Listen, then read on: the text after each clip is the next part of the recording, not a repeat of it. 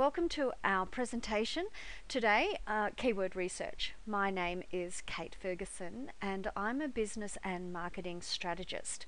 Now for me, keyword research is the foundation of any successful business marketing. It doesn't matter if you're organizing traditional offline marketing or you're delving into online marketing, keyword research is essential. So let's get started.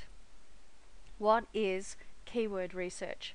At its essence and most simple, keyword research is the process of finding the perfect words and phrases to market your business, to use with your business. Every day, people in your marketplace and your clients and customers are using keywords to search for products, services, and information. And that means that you need to know what keywords and phrases they might be using. It's quite an intuitive thing when people are sitting at their computer and they're typing into a search engine something that they want to know or something that they want to find, or perhaps they're researching a product or doing a price comparison. And knowing what words and phrases that they're most likely to use is an important part of your strategy when it comes to marketing your business. Keywords and phrases are also used by search engines to match you, the person who owns the business, the information, the product, or the service, with the people who are looking for it. So you can see that keywords really matter. And the reason this is so vital for your business is if you don't do it or you get it wrong, you'll either be irrelevant or invisible to your market. So how is it done? Knowing the intricate details of how it's done is important for me, but having an overview of how it's done is also important for you. Should you choose to do it yourself, or if you get someone like me to do it for you, then being an informed and educated client will make the process so much better. Let's take a look a little closer. What is a keyword? Like any industry and any section within an industry, there's a bit of jargon to get around. And when I first heard things like exact and broad match when I was trying to learn how to do this, it was really quite interesting to me that I was quite confused by the whole thing. But there's just a few things that you need to know, and I'll take them through you quickly and simply so that we can move forward.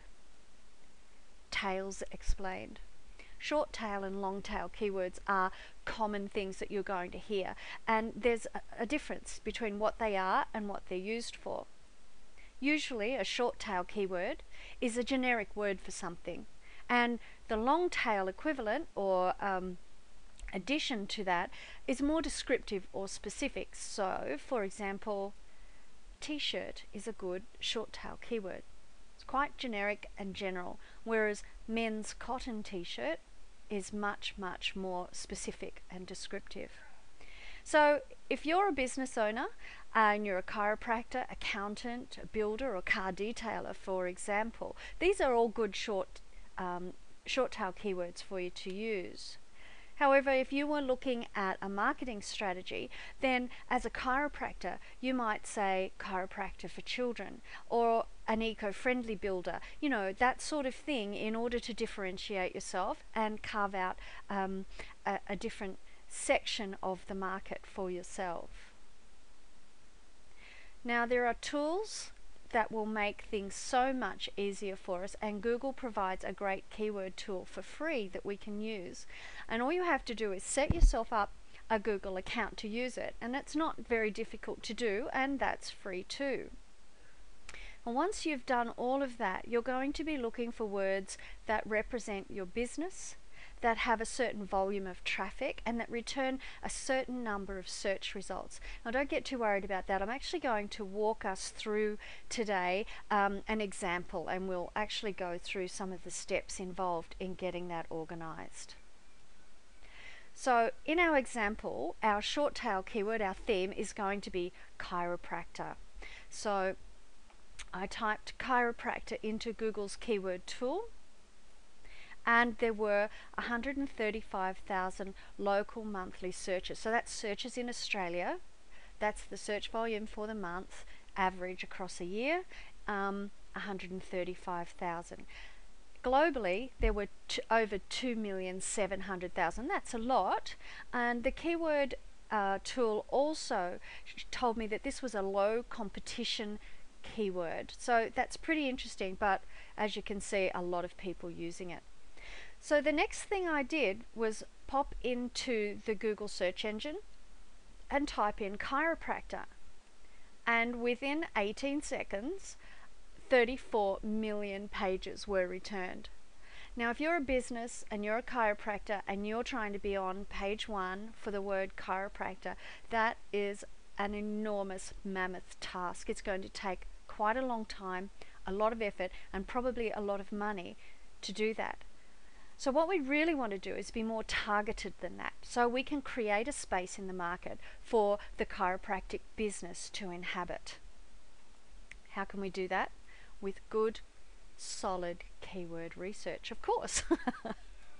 So this is a picture of the search results from Google, a page we're all pretty familiar with, and you can see up there with the red arrow, 34,300,000 search results for chiropractor in Australia. And so how do we go about making this more targeted to the market? The keyword research tool gave me some further suggestions. Now, it wasn't all neatly laid out like this. I went through dozens and dozens and dozens of keywords, but in the end, this is the picture that emerged. In order to be more targeted, there were a number of things we can do. We can target it to a specific location. You can target it to a specific section of your market, and you could target a specific service within your industry. Now, each one of these is going to give you a whole new area to research. So I'm going to take you through just one of those. I'm going to stick with our chiropractor, and we're going to go with animals. So let's see what happens. I got into the keyword tool, and I typed in our main keyword theme, which was chiropractor, and then just to get going, I put 5 other ones in. I did a geolocator and some service specific words just to get some long tail keywords to get us started. Now, what I've done is just very simple, and I haven't gone into too many layers because I just wanted to show you what the process is. So I've done the geolocator of Melbourne, and I've popped in family chiropractor, baby chiropractor, chiropractor animals, and horse chiropractor. Now, you can flip those words around and get completely different results, so it's just a matter of getting in the flow and seeing what the results are like and what the market appears to be using, and that'll guide you when you're doing your keyword research. What else did I discover? 187 extra keywords and phrases to consider, and I realized that there's so much more to chiropractic than I'd ever thought, so it's been an educative experience for me too. What I've kind of distilled it down to for our purposes today is that if you considered yourself a family chiropractor, then long tail keywords to pursue would be things that contained the words pediatric, baby, for children, and for kids. And there are lots more, and just depending on how you put those phrases together, you'll find the ones that are going to work for your business. Now, in terms of animal or horse chiropractor, the words dog, canine, pet, equine, horse, and animal all returned reasonable results. And so just from those few keywords, you can see that we've got lots of opportunities here to do a bit of work to discover which combination of these is going to give us what we want for the particular business that we might be researching. And as you can probably guess, there were just as many options for each of the other areas of expertise. So this is quite an in-depth process, and done well, it will give you some pretty powerful resources to use while marketing your business. How do you choose which ones to use? There's a rule of thumb.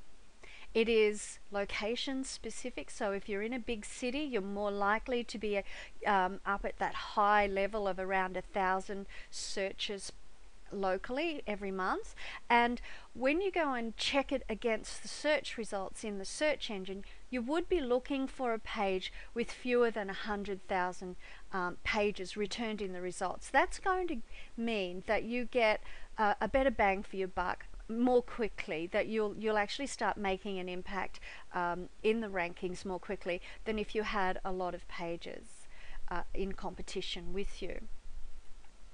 So I typed in family chiropractor Northeast Victoria because I was just interested to see what was around, and you'll see that I've highlighted that there were 853,000 results. Now what you'll also see in the circle down here is that they're giving me another thought. I could, instead of using chiropractor, I could look at long tail keywords that were including chiropractic. I'm going to run with this particular keyword today, but 853,000 results, while it's not insurmountable, it will take a bit of work to get onto page 1, which is where we all want to be, right? Okay, but we're going to run with that for now. So, one keyword selected. What do we do with it now? This is where keywords really come into their own and where they really shine. And the first place you use them is in the metadata of your website. Now, if a website is nicely optimized, you will find the keywords and phrases used in the metadata in the back end of the website. This is the code of the website. This is the first place that the search engines go when they're looking to bring up a particular data source, be it an article, a website, a blog post, a slideshow, whatever it is. They'll go here first to see if it meets the search criteria that the person on the other end of the transaction has typed into the search engine. So in here you will find meta title, meta descriptions, and meta keywords. Now this is, I went searching for a chiropractic website that wasn't particularly well optimized because I wanted to show you not just what you do to make it correct, but what some people unwittingly allow to be done for them that it isn't correct. Now you'll notice here that we've got meta title, and they've got their website name in there, and they've got the word chiropractor, and then they've got some geolocators there. But the other thing that they've got in there that isn't really very good in their description is the same stuff, and then their address, their opening hours, their telephone numbers. This is not the right place to have that kind of information. This is where you should develop up a sensible description of your business using the keywords and phrases that you have carefully selected or had selected for you in your keyword research. And then we move down to meta keywords, and look, there's absolutely nothing there. This person has had a website created for them, or they've created it themselves, and there are no keywords on their homepage. This is a travesty. And please, if you've got a website, at the end of this presentation, using the tool that I show you in a little minute, go into your website and ensure that you have keywords in the metadata. So let me show you the tool that I use to discover this about the Back Doctor's website. It's called View Page Source, and the only tool you're going to need is your mouse and the right click button.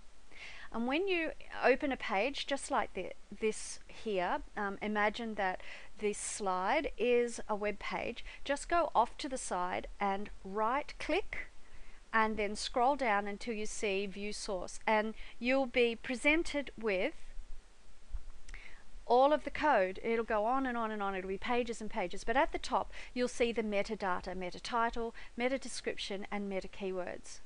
And when you do that, you'll be able to see that you can read the descriptions, you can read the keywords of your website or your competitor's website, and by being able to do that, you can check out what your competition is doing, whether they're doing it well, what keywords that they might be using that you could research and decide that perhaps this is a good one for you to add to your keyword set. It's an excellent tool, and it will really help you understand the value. If you type in what you think is your main industry keyword and have a look at the top 3 websites that get returned, you can almost guarantee that they're going to have all of that metadata carefully optimized, because they've gone to the effort, either themselves or they've employed someone like me to do it for them, of doing good quality keyword research. How much keyword research is enough? And this question is a little bit like, how long is a piece of string? But to get started, if you're building your website for the first time, or you're optimizing your website for the first time, then I can recommend that you start with a good quality set of keywords, say between 3 and 5. Then use them to their best effect in your title, description, and meta keywords for your website. Now, on top of that, keywords should also be part of your website architecture. So page names and category names, as well as contained in every layer of the content on every page, for every image and every blog post you make, ever, ever, ever again. This is how important these keywords are. It can be a little daunting to think about that, but if you just go back to that first recommendation, you're looking for 3 to 5 good quality keywords to start working on your business marketing. And starting with your website is an excellent place to begin. Now, if you need someone to help you with this, please contact me. My name is Cate Ferguson. I'm a business and marketing strategist, and you can contact me at catefergusononline.com. If you want to do it yourself, then today you've been given some pretty good information about the Google free tool for doing keyword research, and a little bit of an idea about what you need to be looking for. You're looking for search returns of anything around 1,000 local searches per month, and when you type your word into Google, you're looking at returns of 100,000 pages or less in order to do that. Now, I hope that this has been an informative presentation for you, and remember, if I can be of any help at all, please contact me. Thank you so much for listening. Bye.